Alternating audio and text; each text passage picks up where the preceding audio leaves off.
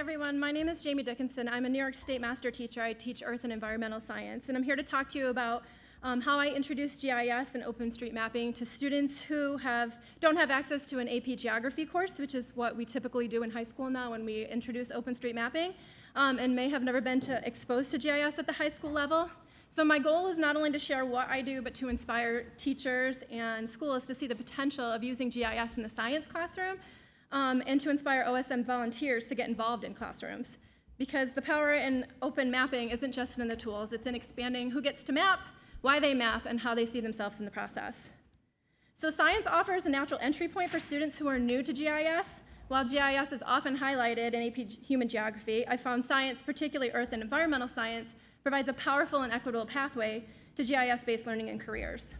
Grounded in real-world phenomena like earthquakes and climate change, this approach to GIS in education hooks students with urgency and relevance. It's designed to be accessible to all learners with no AP prerequisites, making it an inclusive entry point.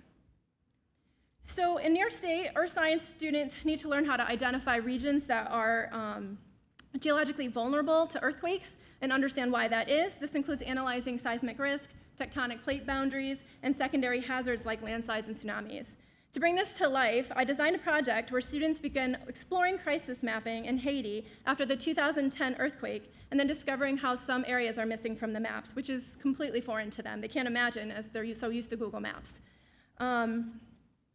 So they then learn about humanitarian OpenStreetMap team and how its tasking manager works. I challenge them to identify tasks that focus on regions that are at geological risk, and after researching the specific hazards in those areas, students prepare and deliver a 3-minute pitch explaining why their chosen region should be prioritized for mapping.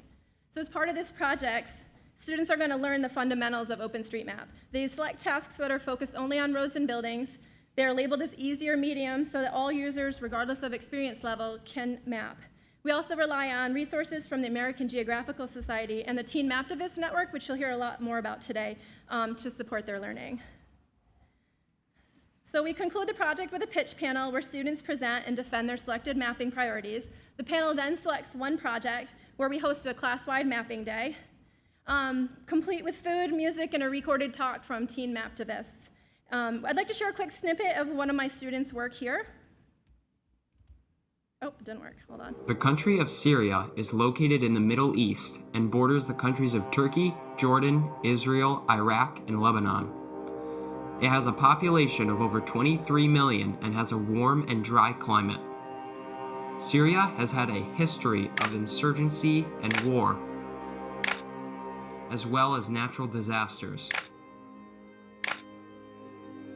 The Syrian government lacks available mapping information and resources to put publicly available maps into place, which is why we need to help map the Syrian Al-Atarib district to help the people not only affected by the extreme natural disasters, but also the civil unrest in their country.